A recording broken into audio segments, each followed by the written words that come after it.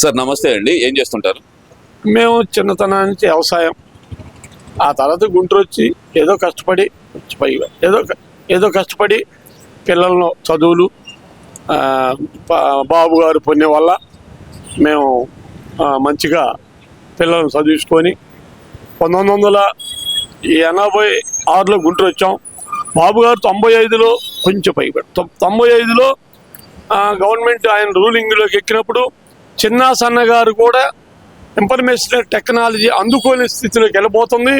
ఏమీ భయపడబాకండి, ఆడపిల్లలైనా కూడా ముందుకెళ్తారు అని బాబు గారు ఒక ప్రతిజ్ఞ తాటికాయత్రాలు వేశారు 95లో. అది నేను పట్టుకొని బాబు గారు సెలవు వల్ల మేము మా పిల్లలు, నా తెలివితేటలు, మా ఫ్యామిలీ ముందుకు పోయాం. అదే పరిస్థితిలో రాష్ట్ర లెవెల్లో కానీ బాబు గారి పుణ్యంతో ఇంత ముందుకు వచ్చిందని నేను దృఢంగా నమ్ముతున్నాను. మీరేమో ఇంత చెబుతున్నారు, అసలు ఐటీ సెక్టర్ అభివృద్ధికి చంద్రబాబు నాయుడు గారికి అసలు సంబంధమే లేదు, అదంతా అయితే నీలం సంజీవ్ రెడ్డి గారి పుణ్యం తప్పితే ఏం చేసింది ఏముందో దాంట్లో అంటున్నారు కదా సార్. మరి ఇప్పుడు నీలం సంజీవ్ రెడ్డి గారు తక్కువ అని నేను అన్నాను, నీలం సంజీవ్ రెడ్డి గారు తక్కువ అని నేను అన్నాను. కానీ బాబు గారు తెలివి ఒక రకంగా ఉంటుంది, సంజీవ్ రెడ్డి గారు తెలివి ఒక రకంగా ఉంటుంది. ఎందుకంటే సంజీవ్ రెడ్డి గారు తక్కువ అంటానికి లేదు. ఆంధ్రాలో అన్ని సీట్లు ఓడిపోయినా సంజీవ్ రెడ్డి గారు గెలిచారు కాబట్టి ఇండియాలో ఆనాడు మంచి పవర్ఫుల్లే ఆయన నేను తక్కువ అనకూడదు, చాలా గొప్ప వ్యక్తే. కానీ అన్ని రంగాల్లో చూస్తే మట్టికి బాబు గారిని మెచ్చలేడు. అన్ని రంగాల్లో పోల్చాలిగా, ఒక రకంగా కాదుగా, అన్నింటినీ క్రోటెక్కించాలిగా. ఆ లెక్క వచ్చేసరికి బాబు గారు ఫస్ట్ వస్తాడు. ఇక్కడ చూస్తే కనుక కూటమి ప్రభుత్వం అధికారంలోకి వచ్చి 20 నెలలు కంప్లీట్ అయిపోయింది. కంప్లీట్ గా అసలు పరిపాలన అనేది ఎలా ఉంది ఆంధ్రప్రదేశ్లో? బ్రహ్మాండంగా ఉందని నేను నమ్ముతున్నాను, చాలా బాగుందని నేను నమ్ముతున్నాను. అసలు కూటమి లేకపోతే మన రాష్ట్రం ఎక్కడికో పోయేదని నా భయం. ఎందుకు సార్ అంత భయపడాల్సిన అవసరం ఏంది? గత 5 సంవత్సరాలు అయితే కనుక మేము పేదలకు డబ్బులు పంచాను, డీబీటీ ద్వారా డబ్బులు పంచాను, అందరికి మంచిగా చేశాను, 2,75,000 కోట్లు డైరెక్ట్ వాళ్ళ అకౌంట్ లో వేసానని చెప్పి జగన్మోహన్ రెడ్డి గారు చాలా గర్వంగా చెప్తున్నారు. మరి దాన్ని ఎలా చూడాలంటారు?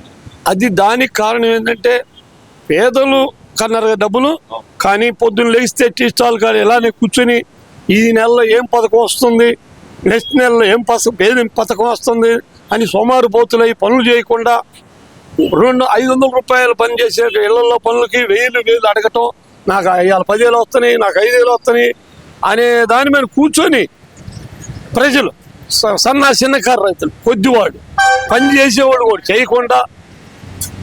చేసేవాళ్ళు కూడా చేయకుండా సోమారు పాత్రలా కూర్చొని ఏ పథకం ఎప్పుడు వస్తుందా అని ఎదురు చూస్తూ ఉన్నారు. దానివల్ల రాష్ట్రం వెనకబడిపోతుంది అని నా ఉద్దేశం. అదే మీరు ఆ మాట అంటారు, అభివృద్ధిలో అప్పుడే దూసుకుపోయింది, ఇప్పుడు అభివృద్ధి లేదు, సంక్షేమం లేదు రాష్ట్రంలో అనే మాట అయితే చాలా గట్టిగా చెప్తున్నారు కదా మరి వైసీపీ నాయకులు.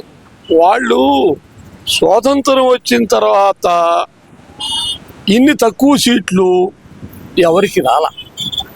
స్వాతంత్రం వచ్చిన 1977 నుంచి దానివల్ల 2 రాష్ట్రాలు కలిసి ఉన్నప్పుడు కూడా బాబు గారికి 23 వచ్చినాయి. ఇప్పుడు అవి కలిపి 18, 19కి వస్తాయి. అంత కోల్పోయే తెలికే ఏదో ఒకటి చెప్పాలా, డైవర్ట్ చేయాలా అనే ఆలోచన వాళ్ళు ఉండాలి. అదే మీరు ఆ మాట అంటున్నారు సార్, రాష్ట్రంలో అసలు రాష్ట్రంలో జంగిల్ రాజ్యం నడుస్తుంది అంటున్నారు కదా సార్. మరి అసలు జంగిల్ రాజ్యం నడుస్తుంది, రాష్ట్రంలో అరాచకం పెరిగిపోతుంది అంటున్నారు కదా, నిజమే అంటారు? మరి అది నేను నమ్మట్లేదు, అది నిజం కాదు. వాళ్ళ గిట్టక వాళ్ళు ఎంత ఘోరంగా కోల్పోయామని అసహనంతో మాట్లాడే మాటలే కానీ నిజం కాదు. అయితే సార్ ఆ మాట అంటారు సార్, అటు జోగి రమేష్ గారి మీద దాడి కానీ, లేదంటే అంబటి రాంబాబు గారి ఇంటి మీద దాడి కానీ, మరి వీటన్నిటిని అసలు ఎలా చూడాలంటారు? మరి వాళ్ళు దీన్ని చూసి జంగిల్ రాజ్యం అంటున్నారు. మరి ఇప్పుడు ఈ గవర్నమెంట్ గత 5 సంవత్సరాల్లో మీరు చెప్పిన పేర్లు ఎంతమంది ఉండారు, అంత ఘోరంగా. అంతకుముందు బాబు గారు 14 నుంచి 19 దాకా రాజకీయంలో ఉన్నప్పుడు అంత ఘోరంగా, అంత ఎటకారంగా ఎవరన్నా చేతి తిట్టారా? మరి ఇప్పుడు ఎందుకు అలా తిట్టుతున్నారు? అలా తిడితే ఏమైపోవాలని తతిమ కమ్యూనిటీలు అందరూ, ఒక సోదరు గారే కావచ్చు, కాపులు కావచ్చు, నాయుడు, ఐ డోంట్ నో, 160 కులాలు ప్రజలు ఏమైపోవాలి అలా తిడితే? అప్పుడు దాన్ని చూసి మన ఫ్యామిలీలో ఎంత డిస్టర్బెన్స్ వస్తాయి అని. నిన్న జగన్మోహన్ రెడ్డి గారు మొన్న రీసెంట్ గా గుంటూరు వచ్చినప్పుడు కూడా చూసాం మనం, కాపులను అనగదొక్కుతున్న చంద్రబాబు నాయుడు గారు అంటూ ఇక్కడ కులాల ప్రస్తావన తీసుకురావటాన్ని అసలు ఎలా చూడాలంటారు అసలు? అదే చెప్పాక ఇందాక మీకు స్వాతంత్రం వచ్చిన తర్వాత మన కూటమిలో మేము కాపులుగా వన్ సైడ్ ఎప్పుడు వెళ్ళలేదు. నాకు 70 ఏళ్ళ వయసు, ఎప్పుడు చూడలేదు. ఇప్పుడు చూసాం. దాన్ని చూసి వాళ్ళు కొంచెం అసహనపడి తట్టుకోలేక ఏరే రకరకాల డైవర్ట్ చేస్తున్నారు అని నేను అనుకుంటాను. అంటే ఇది వాళ్ళ కులాల మధ్య చిచ్చు రేపే అంశంలో భాగంగానే ఇదంతా జరిగింది అనుకోవచ్చు అంటారా మరి ఈ సంఘటనలన్నీ? ఇప్పుడు మా కులాలు అన్నారు కదా, మేము కాపు. పవన్ కళ్యాణ్ అనే వ్యక్తి మా కాపే. కానీ మాకు స్వాతంత్రం వచ్చిన తర్వాత ఓసీల్లో మా కాపే మొగ్గు. 3 కులాల్లో సోదరు గారు, రెడ్డి గారు, మేము ముగ్గురులో మేమే మొగ్గు. కానీ మేము అన్ని రంగాల్లో వెనకబడి ఉన్నాం. కానీ బాబు గారు గుర్తించి, కూటమి గుర్తించి, మౌలి గుర్తించి రాష్ట్ర లెవెల్లో అన్ని ఆఫీసుల్లో బాబు గారు పక్కన ఫోటో ఉంది. ఎవరిది? పవన్ది. అంతకు మించిన ఆనందం మా కమ్యూనిటీకి లేదు. మరి ఇక్కడ చూస్తే కనుక అంబటి రాంబాబు గారి కూతురు గారు ఆమె కూడా అంటున్నారు కదా సార్, కాపు ఆడబిడ్డ మీద దాడి జరిగితే నువ్వు స్పందించవా పవన్ అన్న అంటూ ఆ పవన్ కళ్యాణ్ గారికి కూడా విజ్ఞప్తి చేస్తున్నారు కదా. మరి ఈ విషయం ఎలా చూడాలంటారు? మహిళలను బయటికి రావడానికి ఆ రోజు బాబు గారు దత్తపుత్రుడు, 3 భార్యలు, మరి అమ్ముడు పోయాడు, ఇవన్నీ రకరకాలుగా హింసించి పవన్ కళ్యాణ్ని తిడితే మరి అప్పుడు అవపడలేదా? ఇవాళ అవపడుతున్నావా చెప్పండి? ఆ రోజు ఇష్టం వచ్చినట్టు దత్తపుత్రుడు అమ్ముడు పోయాడు, ఇష్టం వచ్చినట్టు చిన్నపిల్లలు మాట్లాడితే భరించుకోలేదా పవన్ కళ్యాణ్ గారు? మరి ఈరోజు మరి ఎందుకు ఇలా అంటారు? అది ధర్మమేనా చెప్పండి? ఆ రోజు మీ ఇష్టం వచ్చినట్టు తిట్టారు కదా మొత్తం. మరి బాబుగా పవన్ కళ్యాణ్ మరి మంచిగా నిలబడి పోవటానికి మౌలి గారికి సపోర్ట్ చేసి నిలబడలేదా?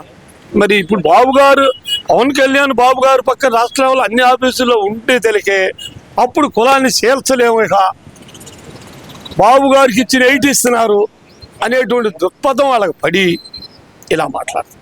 ఓకే సార్, ఇదంతా ఒకైతే అయితే కనుక ఇంకొక సంవత్సరంన్నరలో జగన్మోహన్ రెడ్డి గారు పాదయాత్రకు వస్తున్నాను అంటున్నారు కదా. ఆ పాదయాత్రను ప్రజలు ఎలా రిసీవ్ చేసుకుంటారు అంటున్నారు అనుకోవచ్చు? నేనైతే దాన్ని పాజిటివ్గా తీసుకుంటారని నేను అనుకోవట్లేదు. నెగిటివ్ అంటారు. అదే సార్, ప్రజల తరపున పోరాటానికి జనాల్లోకి వస్తున్నాను అంటున్నారు కదా మరి జగన్మోహన్ రెడ్డి గారు. పోరాడతారంటే వాళ్ళకున్న 39%కి లోపే కానీ ಹೆಚ್ಚు ప్రజలు లేరు. కానీ ఉన్నంత వరకు పాజిటివ్గా ఉన్నారు. అందుకని ఆయనకి నమ్మకం ఏర్పడుతుంది. ప్రజలందరూ ఈ 20 నెలల పాలన మీద ప్రజలందరూ విరక్తి చెంది ఉన్నారు. అందుకే నన్ను ముఖ్యమంత్రిగా కోరుకుంటున్నారు. నేను 29లో అధికారంలోకి వస్తాను, 2.0 పరిపాలన చూపిస్తాను. ఇది జగన్మోహన్ రెడ్డి గారు పదే చెప్తున్న మాట. ఉండవరికి పాజిటివ్గా ఉండాలని చెప్పాను. ఉండవరికి పాజిటివ్గా ఉండాలి. కూటమి కంటే పాజిటివ్గా ఉండాలి. ఉండవాళ్ళ వరకు కమ్యూనిటీలు వద్దు. ఐ డోంట్ నో, కమ్యూనిటీలు వద్దు. వైసీపీలో ఉన్న వరకు పాజిటివ్గా ఉండాలి. పాజిటివ్గా అంటే నిర్ణయాలు పాజిటివ్. అందువల్ల అది చూసి వాళ్ళకి బాగా మాదే అన్నట్టు అనిపిస్తుంది అని నేను అనుకుంటున్నాను. మరి 2.0 పరిపాలన అంటే కనుక జగన్మోహన్ రెడ్డి గారిది ఎలా ఉండబోతుంది? ఆయన అన్నట్టు 2029లో అధికారంలోకి వచ్చే అవకాశం ఉందంటారా? నాకైతే లేదు. అసలు రాదు. మరి అసలు ముందు అన్నిటికంటే దానికి చెప్పాలంటే మా పవన్ కళ్యాణ్ గారు బాబు గారిని వదులుకోరు ముమ్మాటికి. పవన్ కళ్యాణ్ గారు బాబు గారు వదులుకోనప్పుడు ఇక అసలు చేయనే లేదంటారు. లేదు. అంటే విజయసాయి రెడ్డి గారు చెప్పినట్టు కూటమి కలిసి ఉన్నంత కాలం జగన్మోహన్ రెడ్డికి అవకాశం లేదంటారు. అందులో అనుమానం